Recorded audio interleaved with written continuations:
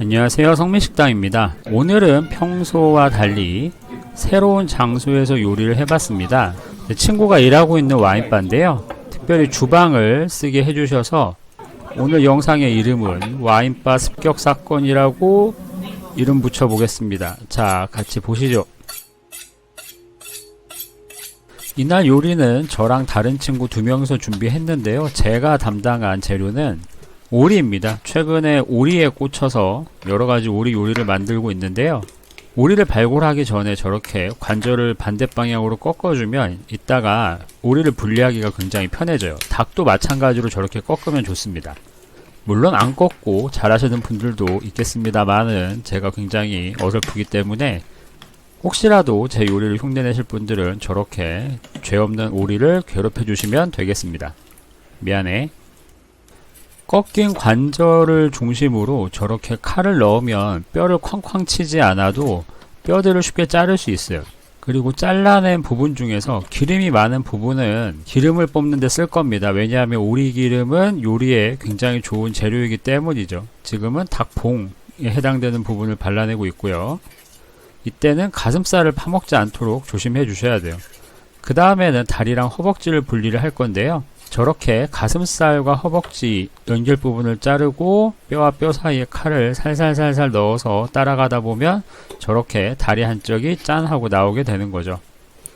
아까 보셨을 때 약간 지저분한 부분이 있는데요, 그거는 이따가 다시 한번 정리를 하겠습니다. 이렇게 다리 두 쪽을 분리를 했습니다. 그 다음에 오리에서 매우 소중한 부위인 가슴살을 바르도록 하겠습니다. 방법 자체는 닭가슴살을 바르는 거랑 크게 차이가 없어요. 저렇게 뼈를 살살살살 타고 지나가 주시면 되는데요, 중요한 것은 껍질을 조금 넓게 펼쳐서 잡아야 나중에 껍질 쪽을 구웠을 때도 껍질이 살을 감쌀 수 있다라고 제 인스타그램에 지인분께서 좋은 정보를 주셨습니다. 지금은 반대쪽 가슴살을 바르고 있어요. 당연히 개인적인 의견이긴 합니다만은 비록 손은 많이 가지만 이렇게 공들여서 요리를 한 오리고기 같은 경우에는 제 생각에는 소고기보다도 더 맛있지 않나라는 생각이 들기도 합니다.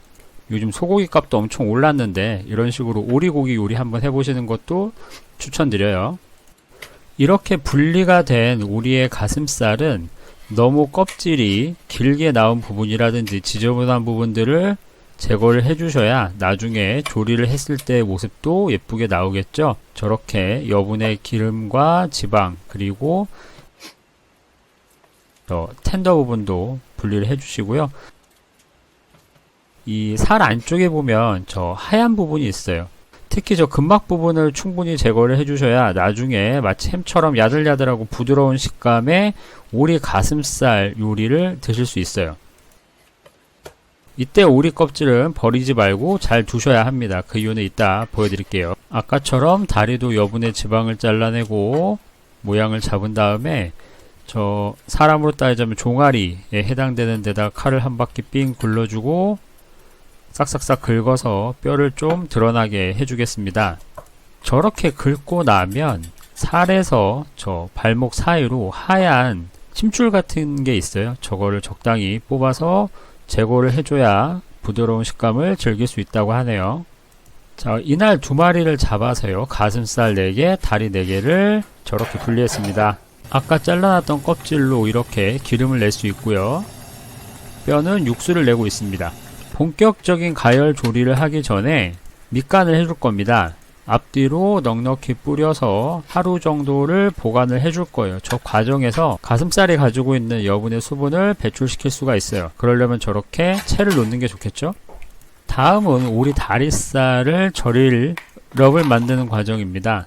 설탕 2스푼, 그리고 소금 1스푼, 그리고 후추 4분의 1스푼, 누린내를 잡는 데 큰 도움이 되는 로즈마리를 넣어주고요. 그 다음에는 타임도 약간 넣어주도록 하겠습니다. 그 다음에 옵션으로는 스모크 파프리카 파우더인데요, 이거는 안 넣어도 별 상관이 없다는 걸 결과물을 보고 깨달았습니다. 자, 이렇게 쉐끼쉐끼 잘 섞어주시고 뭉쳐져 있는 가루는 저렇게 때려야 서로 헤어지겠죠. 한 번 더 섞어주고 이렇게 마치 안 매운 라면 스프 같은 이 분말에다가 손질을 해놓은 다리 가슴살을 저렇게 넣고 열심히 버무려 주셔야 돼요. 모든 면에 저 가루가 꽁꽁꽁꽁 묻어야만 맛이 충분히 배이기 때문입니다. 물론 이 비율의 러브로 가슴살을 절이신 다음에 같은 방식으로 조리를 하는 것도 괜찮습니다. 자, 이제 24시간 정도 저 상태로 보관을 해두겠습니다. 이렇게 물이 나오고 색이 밴 오리 다리를 깔끔하게 세척을 해준 다음에요. 그리고 아까 뽑아놓은 오리 기름과 타임 그리고 양념이 된 오리 다리를 진공팩에 넣어서 67도에서 대략 24시간 정도 수비드를 할 거예요. 수비드가 끝난 다음에는 저렇게 따라내고 잘 걸은 저 오리 기름은 나중에 또 쓰셔도 됩니다. 원래는 오리 기름에 푹 재워서 조리하는 방식을 쓰지만 저는 오리 기름이 부족하기 때문에 수비드를 이용해서 적은 양의 기름으로도 콤피와 비슷한 효과를 낼 수 있도록 조리를 한 거죠. 같이 수비드했던 저 파도 같이 구워서 드실 수 있어요. 오리 가슴살 같은 경우에는 저 기름을 얼마나 잘 뽑아내느냐가 관건이기 때문에 제 인스타 지인분의 조언을 받아들여서 저렇게 칼집을 세로로 가급적 촘촘하게 내줬습니다. 그리고 불을 켜지 않은 후라이팬에 저렇게 껍질 쪽으로 올리고요. 아주 약한 불부터 구워줄 거예요. 약한 불에서 오리를 충분히 굽기 시작을 하면 저렇게 오리가 점점점 줄어들다가 순식간에 기름이 흥건하게 나오는 걸 보실 수 있어요. 원래는 저 기름에 튀기듯이 조리를 해서 맛을 내는 것이 오리 스테이크입니다만은 저는 스테이크를 만드는 것이 아니고 저렇게 기름을 뽑아낸 오리 가슴살을 저온에서 진공조리해서 마치 오리 맛이 나는 햄이나 냉채 같은 느낌으로 요리를 하고 싶었거든요. 그래서 지금 중요한 것은 껍질을 크리스피하게 만든다기보다는 껍질과 사이사이에 있는 지방층을 충분히 녹이고요. 이 지방이 충분히 녹아서 배출이 되었을 때 차갑게 먹어도 누린내가 느껴지지 않습니다. 지금 보시면 기름을 한 방울도 두르지 않았는데 거의 오리들이 기름에 잠길 정도로 기름이 나왔어요. 비록 기름이 많이 나왔지만 굽는 과정에서 껍질이 타면 안 되니까 중간에 한번 뒤집어서 상태를 확인해 줘야 합니다. 이렇게 나온 기름은 모아서 콩피에 쓰고요. 오리 가슴살은 구운 후라이팬에 오리 육수를 넣어서 디글레이즈를 해줍니다. 그리고 이때 말린 표고버섯을 몇 개 넣어서 육수를 뽑는다기보다는 저 오리 육수를 말린 표고에 흡수시켜준다는 느낌으로 가볍게 끓여주고 다시 건지겠습니다. 저건 나중에 다시 조리에 쓸 거예요. 육수는 일부만 남기고 따라내고요. 이 후라이팬에 포트와인을 듬뿍 넣습니다. 그리고 레드와인도 살짝만 넣어줬어요.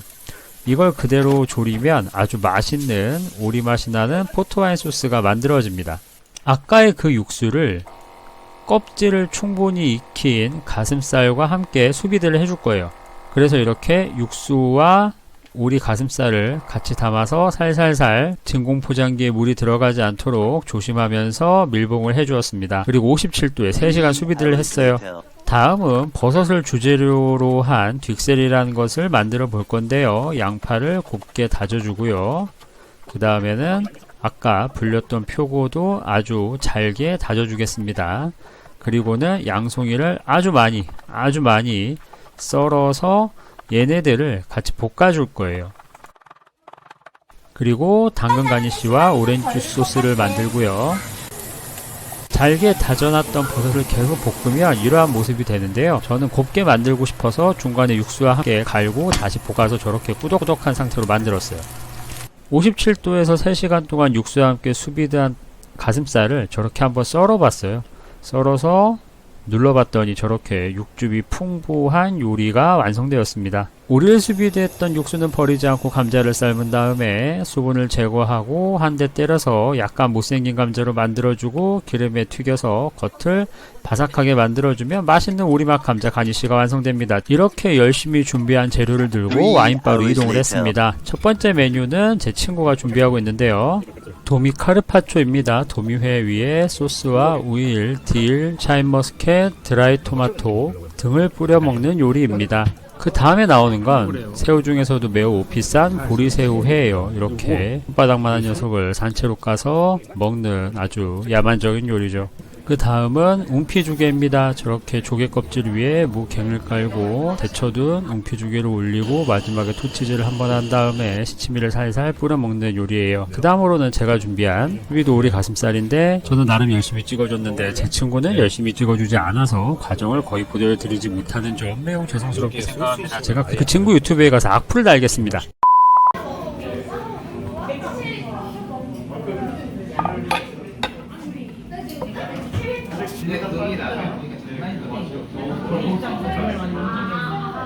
마지막 나오는 메뉴는 느긋하게 와인을 마시기 좋은 샤키테리를 준비했습니다. 그래서 이날 도미회, 삼배채굴, 도미카르파치오, 보리새우회와 웅피조개, 수비드 오리 가슴살, 오리 콩피와 여러가지 가니쉬들, 마지막으로 샤키테리, 이렇게 오늘 와인바 샹볼 뮤지니에서 즐거운 시간을 보냈습니다. 하다 보니까 약간 불친절한 영상이 되어버렸는데요. 그래도 즐겁고 재미있는 경험이었어요. 다음에는 정보들이 빠지지 않게 잘 준비해서 좋은 영상으로 찾아뵙도록 하겠습니다. 그럼 안녕히 계세요. 성민식당이었습니다.